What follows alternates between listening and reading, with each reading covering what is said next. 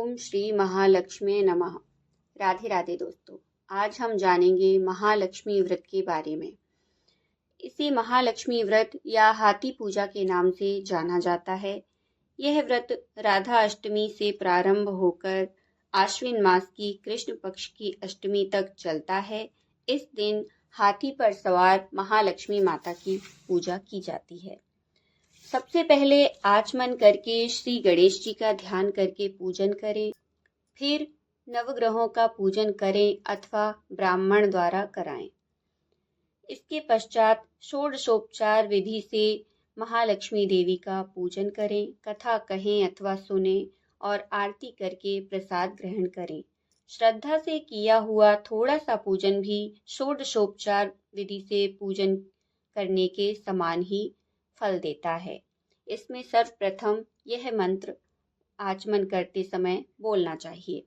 या श्री पद्मासनस्था विपुल कटितटा पद्मपत्रायताक्षी गंभीरावर्तनाभितनुभरणमिता शुभ्रवस्त्रोत्तरीया या लक्ष्मीर्दिव्यरूपैर्मणिगणखचितैः स्नापिता हेमकुम्भे सा नित्यं पद्महस्ता मम वसतु गृहे सर्वमांगल्ययुक्ता। इस तरह से इस मंत्र का उच्चारण करें। आइए अब जानते हैं महालक्ष्मी व्रत की कथा के बारे में। एक समय महाराज युधिष्ठिर भगवान श्री कृष्ण से बोले, हे पुरुषोत्तम, नष्ट हुए अपने स्थान की पुनः प्राप्ति कराने वाले और पुत्र, आयु, सर्वैश्वर्य तथा मनोवांछित फल देने वाले किसी एक व्रत को मुझसे कहिए। श्री कृष्ण ने युधिष्ठिर से कहा, सतयुग के आदि में जिस समय दैत्यराज वृत्तासुर ने देवताओं के स्वर्गलोक में प्रवेश किया था, उस समय इंद्र ने यही प्रश्न नारद जी से किया था। इंद्र से पूछे जाने पर नारद जी कहने लगे, हे इंद्र, सुनो, पूर्व समय में अत्यंत रमणीक पुरंदरपुर नामक एक नगर था। उसकी भूमि और पर्वत रत्नों से भरे हुए थे। वहां की स्त्रियों के कटाक्ष रूपी नयन वाणों से कामदेव तीनों लोकों को अपने वश में कर लेता था। वह नगर धर्म, अर्थ, काम, मोक्ष इन चारों पुरुषार्थों का उत्पत्ति स्थल होने के कारण संसार का भूषण रूप था। उस नगरी की कारीगरी को देखकर विश्वकर्मा भी अपने मस्तक को सदा हिलाया करते थे। उस नगर में मंगल नाम का राजा राज्य करता था। उसके साथ एक अभागी चिल्ल देवी और दूसरी यशस्विनी चोल देवी, ये दो स्त्रियां रहती थीं। एक समय मंगल राजा चोल देवी के साथ महल के शिखर पर बैठा था। वहां से उसकी दृष्टि समुद्र के जल से घिरे हुए एक स्थान पर पड़ी। उसे देखकर अति प्रसन्नचित राजा ने हंसकर चोल देवी से कहा, हे चंचलाक्षी, मैं तुम्हारे लिए नंदनवन को भी लजाने वाला एक बगीचा बनवा दूंगा। राजा के वाक्य सुनकर रानी ने कहा, हे कंत, ऐसा ही करिए। तदनुसार राजा ने उस स्थान पर एक बगीचा बनवा दिया। वह बाग थोड़े ही समय में अनेक वृक्ष, लता, फूलों और पक्षियों से संपन्न हो गया। उस समय उस विद्वान में एक आकाश स्पर्शी विकराल शरीर वाला, मेघ तुल्य काला और रक्त वर्ण तथा चंचल नेत्रों से युक्त एक शूकर आ गया। वह अपनी दाढ़ों से सूर्य चंद्र को भी खींच सकता था। गर्जन में वह प्रलय काल के मेघ के समान था। उसने वहां आकर अनेक वृक्षों को तोड़ डाला और उस उद्यान को नष्ट भ्रष्ट कर दिया। हे युधिष्ठिर, उस शूकर ने किसी वृक्ष को जड़ से उखाड़ा, किसी को दांत से तोड़ा, किसी को दांत की रगड़ से नष्ट कर दिया। काल तुल्य उस शूकर ने कई रखवालों को भी मार डाला। तब उद्यान के रक्षक भयभीत होकर राजा के पास गए और सब हाल कह सुनाया। यह बात सुनकर राजा के नेत्र क्रोध से लाल वर्ण हो गए। राजा ने अपनी सेना को आज्ञा दी कि शीघ्र जाकर उस शूकर को मार डालो। तदनंतर राजा भी एक मतवाले हाथी पर सवार होकर उद्यान की ओर चल पड़ा।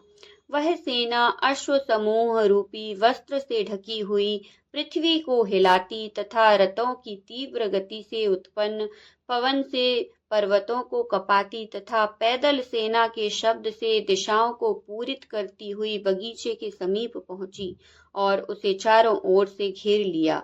अपने उच्च घोष से दसों दिशाओं को प्रतिध्वनित करता हुआ राजा बोला, जिसके रास्ते से यह शूकर धम निकल जाएगा, उस सिपाही का सिर शत्रु की भांति काट डालूंगा।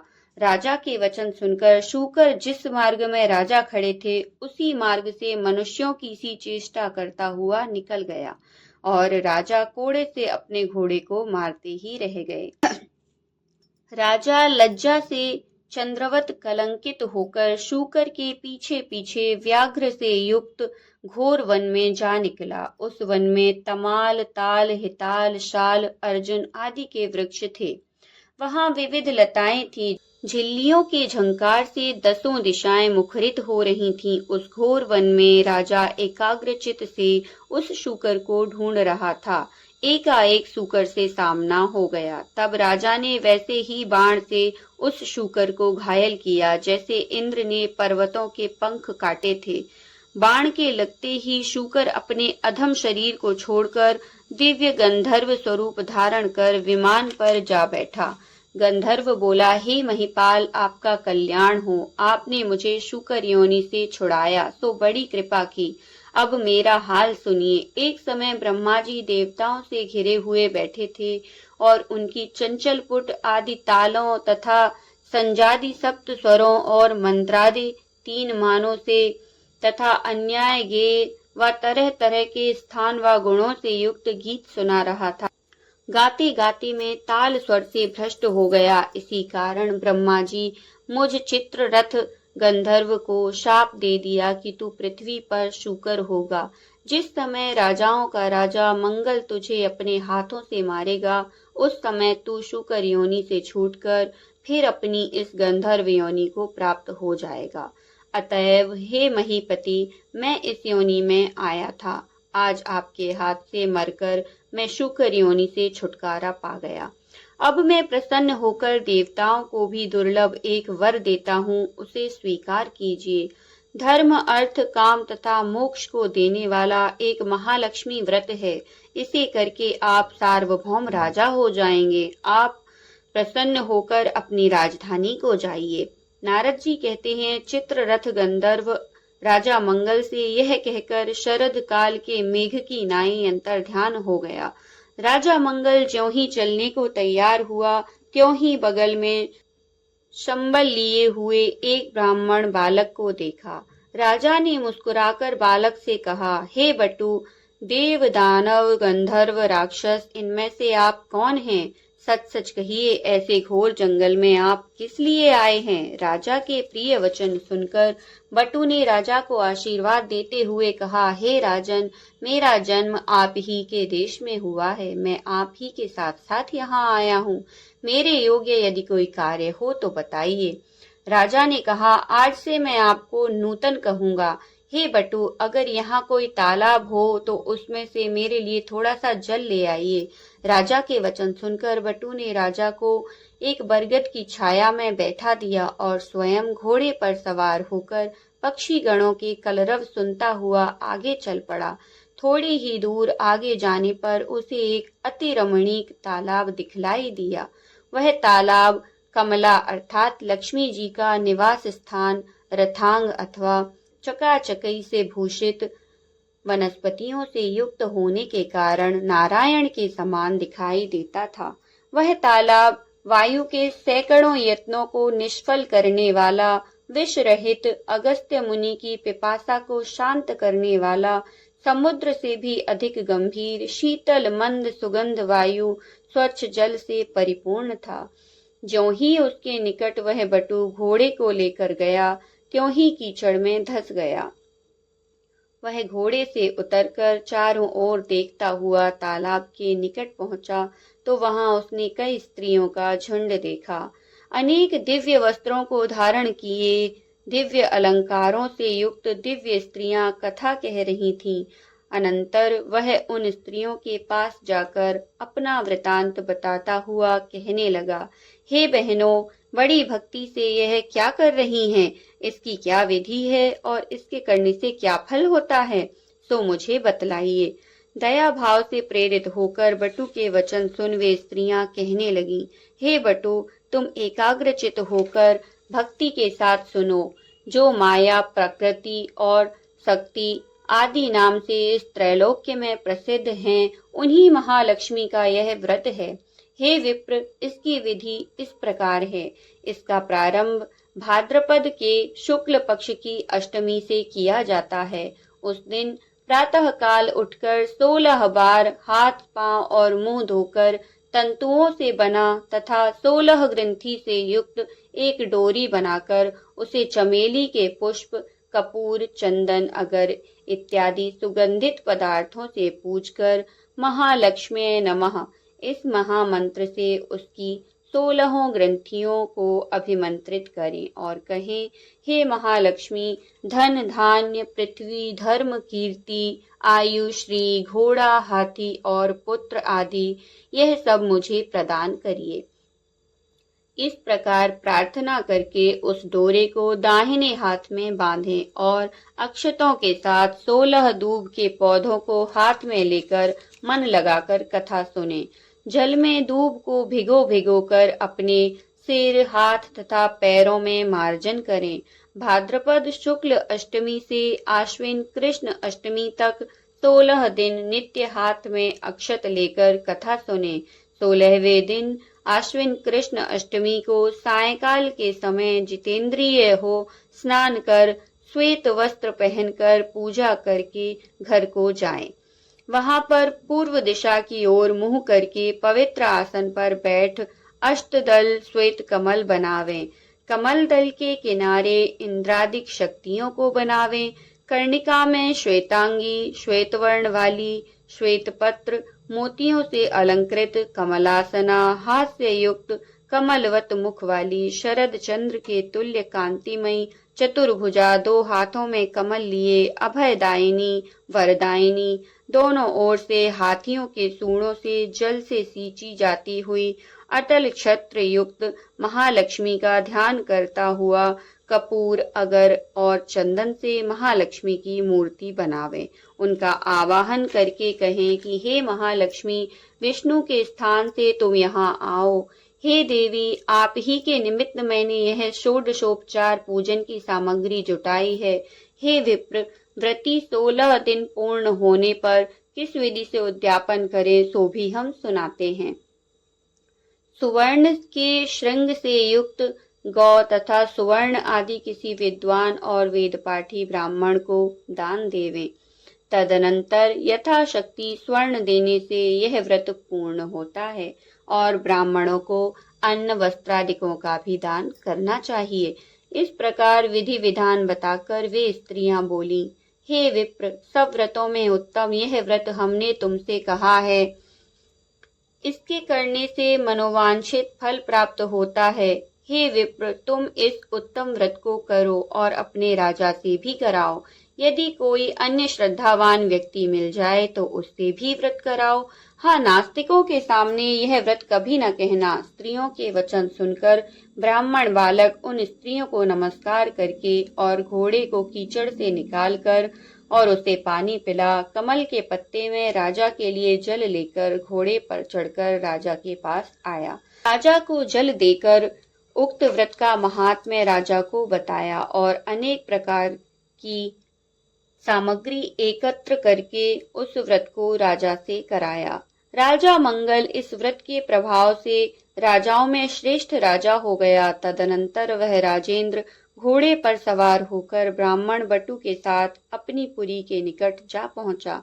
अपने राजा को आते देखकर पुरवासियों ने तुरही आदि बाजाओं को बजाते, हाथों में बड़ी बड़ी ध्वजाओं तथा मालाओं को लिए, कलशों को सिर पर रखे और घंटा आदि बजाते हुए उस समय नगर अत्यंत सुशोभित था। मार्ग में रूपवती स्त्रियां राजा के दर्शन के लिए दौड़ कर आईं। कोई स्त्री हाथ में हार लिए, कोई खुले केश, कोई एक आंख में अंजन लगाए, कोई नितंबों के उभार से बोझिल और कोई पुष्ट स्तरों वाली स्त्री राजा को देखने के लिए तन बदन की सुधि भूलकर दौड़ी आईं। इस प्रकार अनेकों स्त्रियां राजा को देखने आई थीं। तब दर्शन होते हुए राजा मंगल उस ब्राह्मण के सहित अपने महल के समीप पहुंचे। स्त्रियों द्वारा फेंके हुए धान के लावों से पूजित हो उस ब्राह्मण बटु के सहारे घोड़े पर से उतरकर महाराज मंगल अपनी पटरानी चोल देवी के महल में गए। जाते ही रानी ने राजा के हाथ में एक डोरा बंधा देखा। इस पर रानी ने अत्यंत क्रोध करके कहा कि मालूम होता है राजा शिकार के बहाने किसी दूसरी स्त्री के पास गया था। उसी के सौभाग्य के लिए राजा ने हाथ में यह डोरा बांध रखा है और उसी का भेजा यह ब्राह्मण बालक भी मुझे देखने आया है। ऐसा विचार करके चोल देवी ने राजा के हाथ में बंधा डोरा तोड़कर पृथ्वी पर डाल दिया। राजा मंगल भी सामंत मंत्री तथा अन्य नौकरों के साथ वन की बातें कर रहा था। इसी कारण रानी को डोरा तोड़ते नहीं देखा। संयोगवश उसी समय चिल्ल देवी की एक दासी कुछ देखने आई थी। उसने वह डोरा उठाकर उस ब्राह्मण से उसका कारण और व्रत पूछा। तब दासी ने चिल्ल देवी के पास जाकर वह व्रत बताया और ब्राह्मण को बुलाकर विधिवत महालक्ष्मी का उत्तम व्रत किया। एक वर्ष बाद महालक्ष्मी के दिन चिल्ल देवी के मकान में बाजाओं का शब्द हुआ और यह शब्द राजा मंगल ने भी सुना। तब राजा को महालक्ष्मी व्रत की बात याद आ गई और वह बटु से कहने लगा, अरे आज महालक्ष्मी की पूजा का दिन है, मेरा वह डोरा कहाँ गया? यह पूछने पर बटु ने चोल देवी के द्वारा डोरा तोड़े जाने का हाल कहा। सो सुनकर राजा चोल देवी पर अत्यंत कुपित हुआ और कहने लगा, आज मैं चिल्ल देवी के ही घर में पूजा करूंगा। ऐसा विचार कर राजा बटु के साथ लक्ष्मी जी के पूजन के लिए चिल्ल देवी के घर में गया। उसी समय लक्ष्मी जी एक वृद्धा का रूप धारण कर परीक्षा लेने के लिए चोल देवी के महल में गईं। चोल देवी वृद्धा रूपी लक्ष्मी जी से कहने लगी, अरे दुष्टे, तू यहाँ से शीघ्र चली जा, मेरे घर में आने से तेरा क्या लाभ है? दुष्ट चोल देवी से अपमानित महालक्ष्मी चोल देवी को शाप देते हुए कहने लगी, तूने मेरा अनादर किया है, इस कारण जा तू शुकर मुखी हो जा और यह मंगल पर कोलपुर हो जाए। तभी से वह नगर कोलपुर कहलाने लगा। लक्ष्मी जी की सम्मान पूर्वक पूजा हुई। पूजन के बाद लक्ष्मी जी ने वृद्धा रूप छोड़कर असली रूप में दर्शन दिया। तब चिल्ल देवी ने पंचोपचार से भली भांति लक्ष्मी जी का पूजन किया। श्री लक्ष्मी जी बोली, हे चिल्ल देवी, तुम्हारे पूजन से मैं अति संतुष्ट हूँ। हमसे तुम जो चाहो सो वर मांगो। चिल्ल देवी बोली, हे सुरेश्वरी, आपका उत्तम व्रत जो करे उसका घर जब तक सूर्य चंद्र हैं तब तक आप ना त्यागें। आपसे इस राजा की संसार में प्रसिद्धि हो और हे देवी, आप में मेरी अचल भक्ति सदैव बनी रहे। जो यह कथा सद्भाव के साथ पढ़े या सुने उनको आप सदा मनोभिलाषित फल दें। तब लक्ष्मी जी तथास्तु कहकर वहां से अंतर्ध्यान हो गईं। इसके बाद राजा मंगल ने भी आकर चिल्ल देवी के साथ परम भक्ति भाव से लक्ष्मी जी की पूजा की। उसी समय ईर्ष्यावश चोल देवी भी चिल्ल देवी के महल में आई। यद्यपि द्वारपालों ने मना किया था, फिर भी वह नहीं मानी। फिर वहां का हाल देखकर चोल देवी मन में न जाने क्या सोचकर वह वहां से सीधे अंगिरा ऋषि के आश्रम को घोर जंगल में चली गई। महर्षि ने चोल देवी की विचित्र आकृति को देखकर ज्ञान दृष्टि से सब विचार करके उसके द्वारा महालक्ष्मी व्रत कराया। उस व्रत के करने से चोल देवी महायशस्विनी हो गई और चतुरता, क्रीड़ा, लीला और लावण्य का भंडार बन गई। किसी समय राजा ने शिकार खेलते हुए अंगिरा मुनि के आश्रम में आकर एक सुंदर रूप युक्त तथा चंचल नयनों वाली स्त्री को देखा। उसे देखकर मुनि से पूछा कि आपके स्थान में यह दिव्य स्वरूप धारिणी स्त्री कौन है? मुनि ने चोल देवी का समस्त हाल बताकर राजा के हाथों सौंप दिया। तब राजा चोल देवी के साथ नगर में आकर चिल्ल देवी तथा चोल देवी के साथ अनेकानेक भोगों को भोगने लगा। चिल्ल देवी और चोल देवी ये दोनों रानियां राजा से इस तरह मिलकर रहने लगीं जैसे समुद्र में गंगा यमुना मिली रहती हैं। राजा भी उन दोनों में अधिकाधिक प्रीति रखने लगा। राजा मंगल चिल्ल देवी के साथ अनेक भोगों को भोगता हुआ चिरकाल तक सप्त दीपों से युक्त पृथ्वी का राज्य भोगता रहा। महालक्ष्मी के व्रत के प्रभाव से वह ब्राह्मण बटु भी बृहस्पति की भांति राजा मंगल का मंत्री हुआ। वह राजा पृथ्वी के समस्त सुखों को भोगकर अंत में आकाश में जाकर विष्णु दैवत नामक श्रवण नक्षत्र बनकर स्थित हुआ। नारद जी बोले, हे इंद्र, इन सब व्रतों में उत्तम व्रत मैंने तुमसे कहा है, जिसकी कथा मात्र के सुनने से मनोभिलाषित फल प्राप्त हो जाता है। जैसे तीर्थों में प्रयाग, देवताओं में भगवान और नदियों में गंगा पुनीत मानी जाती हैं, उसी भांति यह व्रत सब व्रतों में उत्तम है। हे इंद्र, धर्म, अर्थ, काम तथा मोक्ष को यदि तुम चाहो तो श्रद्धा से युक्त होकर इस उत्तम व्रत को करो। इसके करने से महालक्ष्मी धन, धान्य, पृथ्वी, धर्म, कीर्ति, आयु, यश, श्री, घोड़े, हाथी और पुत्र पौत्रादिक सब कुछ देती हैं। भगवान श्री कृष्ण युधिष्ठिर से बोले, हे युधिष्ठिर, जो नारद जी द्वारा कहा गया यह व्रत देवराज महाराज इंद्र ने किया, उसी व्रत के प्रभाव से इंद्र को मनोवांछित फल प्राप्त हुआ। आप भी इस व्रत को करें तो अवश्य ही मनोवांछित फल की प्राप्ति होगी और पुत्र पौत्रादिक की वृद्धि होगी। यह कथा श्री कृष्ण भगवान ने महाराज युधिष्ठिर से कही थी। मैं आप लोगों से फिर भी कहती हूँ कि अपनी मनोकामना सिद्धि के लिए यह व्रत सबको करना चाहिए। इसके करने मात्र से ही मनोवांछित फल प्राप्त किया जा सकता है। इति भविष्योत्तर पुराणांतर्गत महालक्ष्मी व्रत कथा संपूर्णम। जय माँ लक्ष्मी। और इस प्रकार कथा करके अंत में महालक्ष्मी देवी की आरती करके भोग लगाएं और स्वयं प्रसाद ग्रहण कर व्रत पूर्ण करें।